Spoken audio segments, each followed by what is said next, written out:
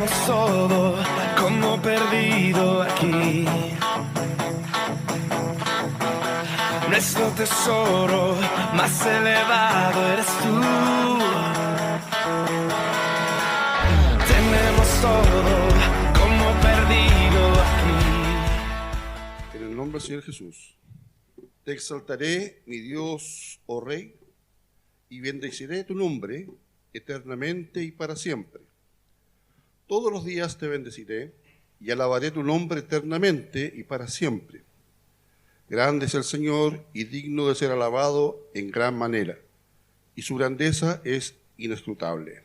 Amén. Padre Celestial, te damos gracias en esta hora por compartir tu palabra. Te damos gracias porque tu Santo Espíritu está en medio nuestro. Ayúdanos a todos los presentes a escuchar tu mensaje, a entenderlo, a valorarlo. En el nombre de Jesús, amén. Este es un salmo que se le llama salmo acróstico, porque al igual que el Salmo 119 y otros más, comienzan con la letra Aleph, que corresponde a la A, Bet, la B, y así sucesivamente. Es el último salmo de los acrósticos. Pero para entender bien los salmos, existen distintas maneras de estudiarlos, distintas. Nosotros vamos a centrarnos básicamente en tres tipos. Les sugiero que eso lo recuerden para cuando ustedes estén estudiando algún salmo. Son tan importantes los salmos, tan importantes, que Jesús estuvo siempre citando salmos. Más del 40% de sus recuerdos del Antiguo Testamento tienen que ver con los salmos. Así de importante. Jesús cada vez que se refería al Antiguo Testamento, traía alguna enseñanza, téngalo por seguro, que el 40 y tanto, la mitad de sus dichos eran basados en los salmos. Así de importante. Vamos a agrupar entonces, como dije, en tres formas literarias, que son cánticos o himnos, súplicas y acciones de gracia. Cánticos o himnos, súplicas y acciones de gracia. Este salmo es un salmo de cántico o himno. Al igual que este salmo, igual que este cántico, podemos encontrar, por ejemplo, en Éxodo 15, el cántico de Moisés. En Números 21, 17 y 18, el cántico del pozo. También tiene que ver con Moisés.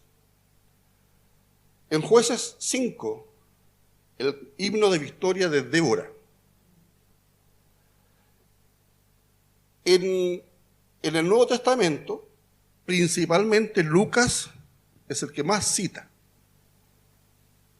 cánticos.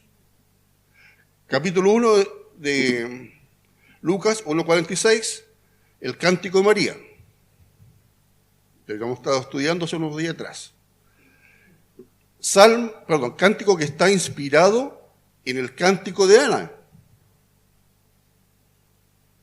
Ana, madre de Samuel. En 1 Samuel, capítulo 2, del 1 al 10. El cántico Zacarías, en el mismo capítulo 1, y el cántico Simeón, en el capítulo 2 de Lucas. Es decir, tenemos tantos himnos, tantos cánticos, que tenemos que aprender a reconocerlos. Tenemos que aprender a reconocer los géneros literarios. Esto es enseñanza lo que voy a dar. Hay gente que lee la escritura literal. Si dice blanco, es blanco. Si dice cerro, es cerro. Si dice camino, camino. Y no se preocupan qué significa ese blanco, qué significa esa palabra camino, etc. Normalmente hay que entender de que tenemos géneros literarios. Por ejemplo, cuando aparece la palabra como, ya no es literal. Es imposible de considerarlo literal. Porque eso es una metáfora, una analogía.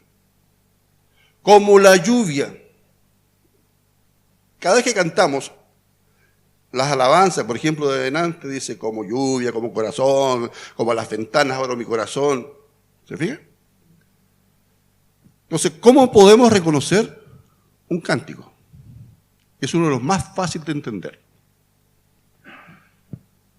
Todos se inician con una exhortación de alabanza a Dios. Todos.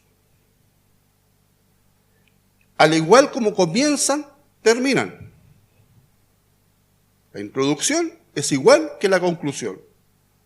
Pero puede haber una variante, que es una oración. ¿Ya? Y el cuerpo, la parte importante del Salmo, detalla los motivos de esta alabanza, de este cántico. Entonces, cuando nuestro hermano Kevin leía capítulo 30, Salmo 30, ¿qué estaba haciendo? Hermano Kevin, estaba citando el primer versículo del Salmo 145.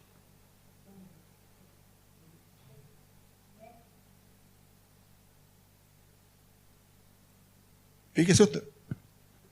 Entonces, con esto podemos ahora entrar a lo siguiente. El Salmo 145 es el Salmo de los Salmos. Todos los versículos que vamos a ver hasta el 21, cuando ustedes lo lean, están basados en salmos anteriores. El primer versículo, 31, Salmo 30, versículo 1.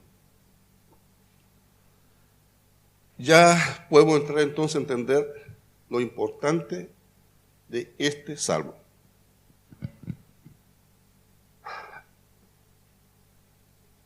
Nuestro primer título, va más rápido que lo que yo esperaba. Este es el 2, esta es la visión 2, el número 2, ¿sí? Ya.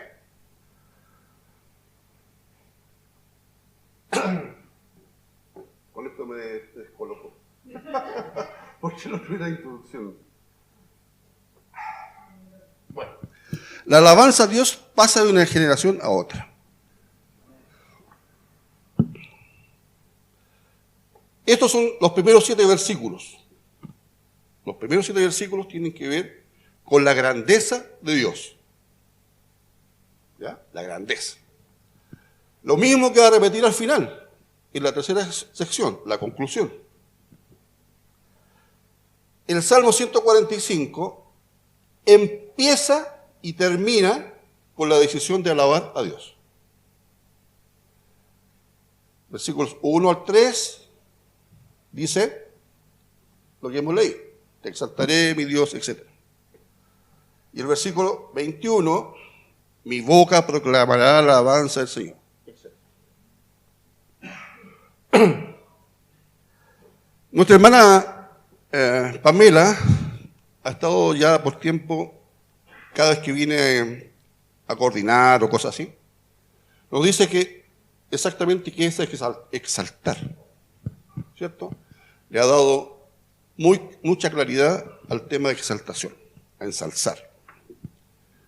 Es decir, ensalzar no significa dar lo que Dios tiene. Ensalzar a una persona no es darle lo que tiene, ¿cierto?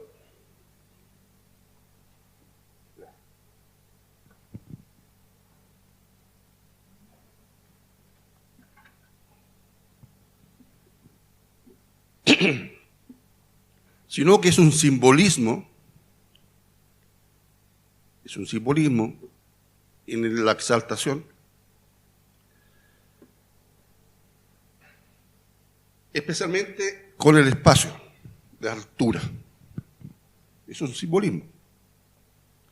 Y eso lo pueden entender muy claro si leen el Salmo 113. Salmo 113. Bueno, vamos entonces ahora ya a entrar de lleno. El título Mi Rey polariza gran parte de este salmo. El Salmo 145, casi todo habla mi rey, mi rey, mi rey.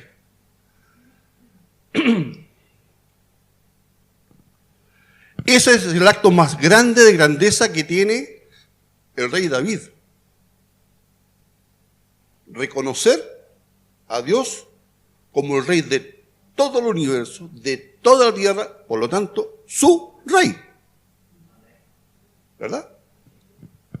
Si David lo hace y nos lo enseña a través de este salmo, ¿qué tenemos que hacer nosotros? Entender qué es lo que quiso decir David. Porque este salmo, los antiguos judíos, como los primeros cristianos, lo recitaban 3 veces al día. 3 veces. Y ellos consideraban, especialmente con el Talmud, que es el libro judío, que estaban preparados para el reino de Dios. ¿Y nosotros qué tenemos que hacer como cristianos? Estar preparados para el reino de Dios. Pero no podemos estar preparados solo por venir aquí, sino que en todo tiempo. Entonces, analicemos los versículos. Como dice la primera parte del versículo 1, te exaltaré, mi Dios, ¿cierto? Entonces, ahí está muy directamente hablando, te exaltaré. Absolutamente personal. Le habla directamente a Dios. Luego dice, mi Dios.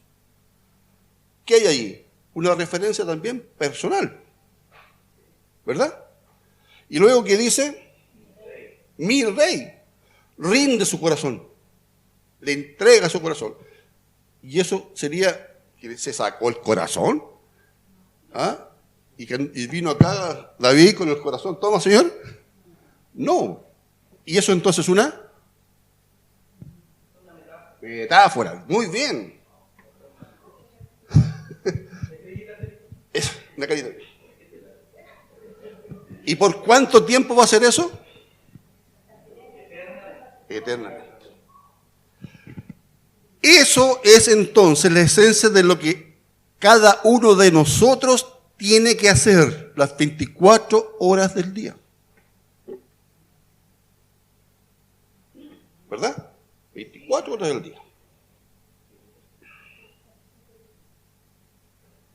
La grandeza de Dios, entonces, a través de este poeta, a través del salmista, David, ha llegado tan lejos que él tiene la obligación, y nosotros tenemos la obligación, de llevar la grandeza de Dios de generación tras generación. ¿Por qué? Porque los atributos de Dios son dignos de alabanza. Versículos del 8 al 17. Las acciones de Dios, versículos del 4 al 7, del 14 al 16, del 18 al 20, habla de las acciones de Dios en este salmo.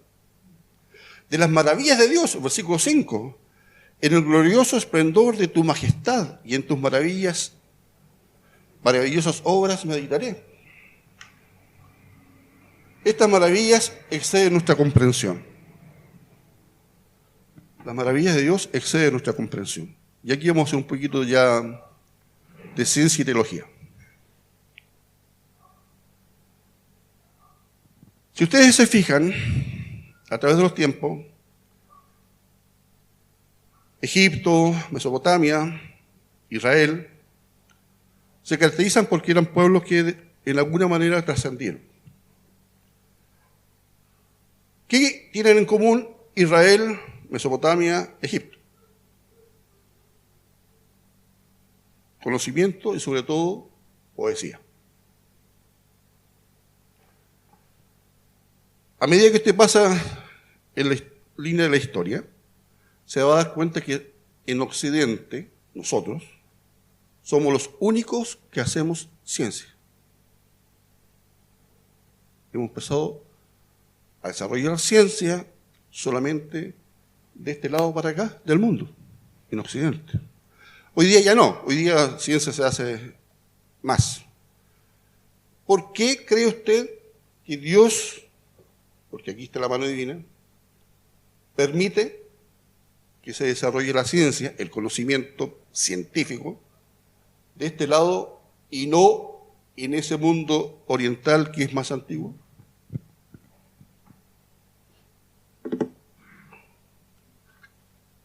Después de 30 segundos.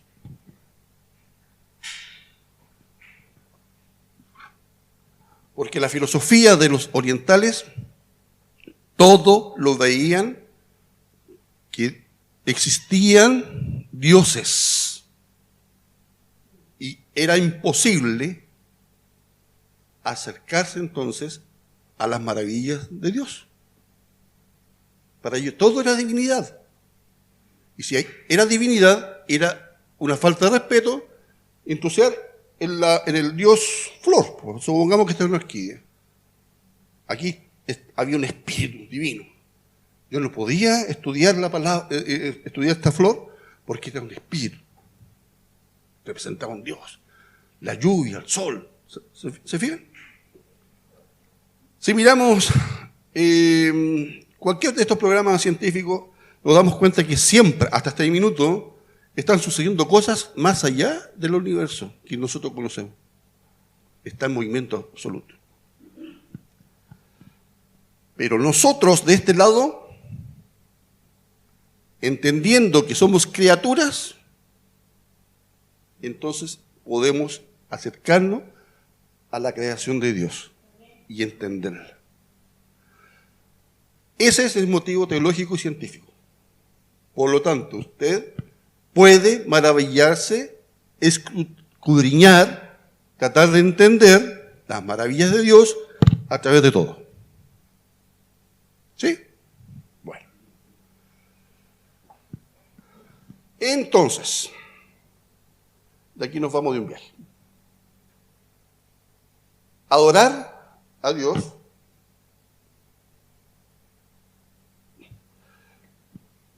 desde el versículo 8 al 13, adorar a Dios es nuestro deber diario.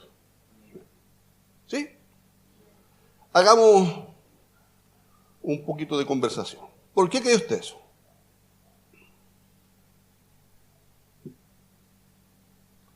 Porque tenemos recuerdos, porque tenemos experiencias, al igual que David, con la clemencia de Dios, por ejemplo. ¿Verdad? Con el amor de Dios hacia nosotros. Entonces, en este tramo, adorar a Dios nos hace recordar Éxodo capítulo 34, que tiene que ver con la liturgia tradicional. ¿Y qué significa eso? La autodescripción de Jehová. Dice, yo soy Jehová, ¿qué más? Fuerte, misericordioso, piadoso, tardo para la ira, grande en misericordia y verdad. Ahí Jehová se da a conocer al pueblo. ¿Ya? Por esa autodescripción de Éxodo 34 es que nosotros tenemos que, como deber, adorar a Dios.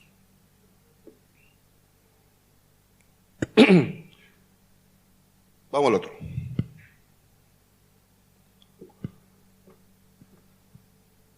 Ya hemos estado conversando entonces que debemos adorar a Dios, pero debemos hacerlo en todo lugar y en todo tiempo. Y principalmente porque Jehová sostiene a todos los que caen y fallan. ¿Usted falló? ¿Usted cayó? ¿Usted se siente que no está siendo perfecto frente a Dios? No se preocupe. Él es misericordioso. Misericordioso. Le va a tomar, lo va a llamar para sí, lo va a ayudar a levantarse. Claudio cayó, el Señor lo va a levantar.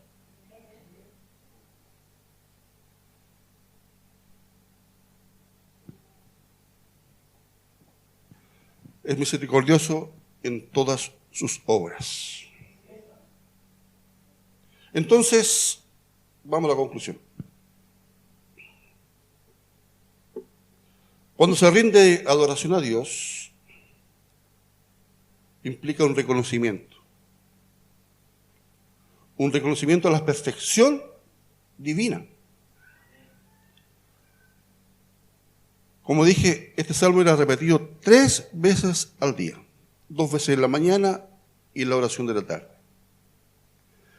Ahora hemos entendido también de que este salmo para ellos significaba seguridad, ¿verdad?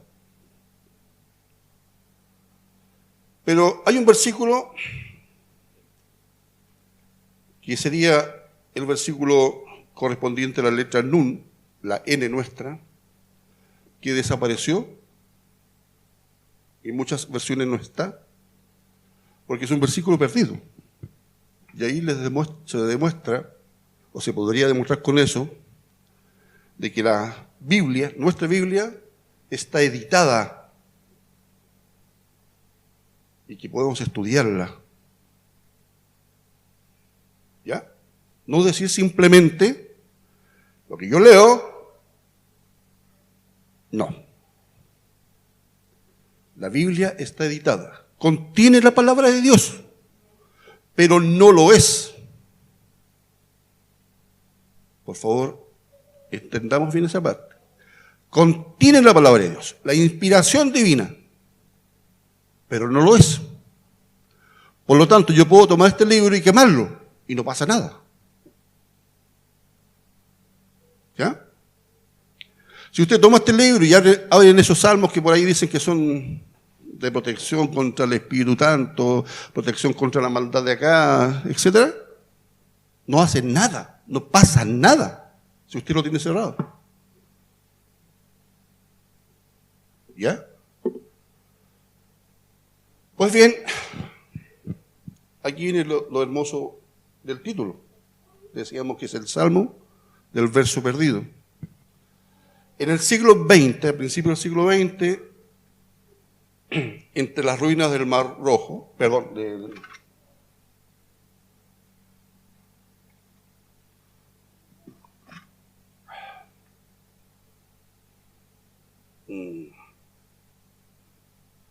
el Mar Muerto, en las ruinas del Mar Muerto, casi simultáneo por ahí con Qumran, se encontró el versículo que faltaba, el Nun.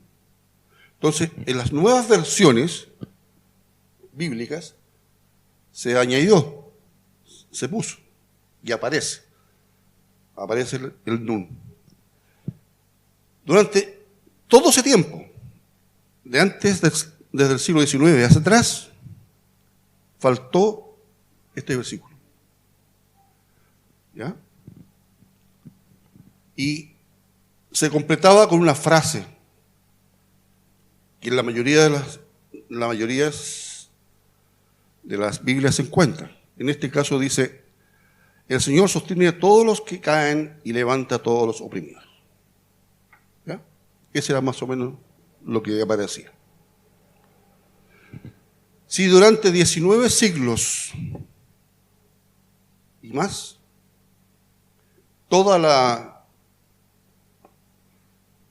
el universo, o casi toda la humanidad adoraba a Dios, alabó a Dios, ahora que está este versículo, con mayor razón, ¿verdad? Todos podemos, con este versículo o sin este versículo, adorar a Dios. Pero si faltaba este versículo para la adoración, tú, hermano que estás presente, no faltes cada día a este encuentro de adorar a Dios.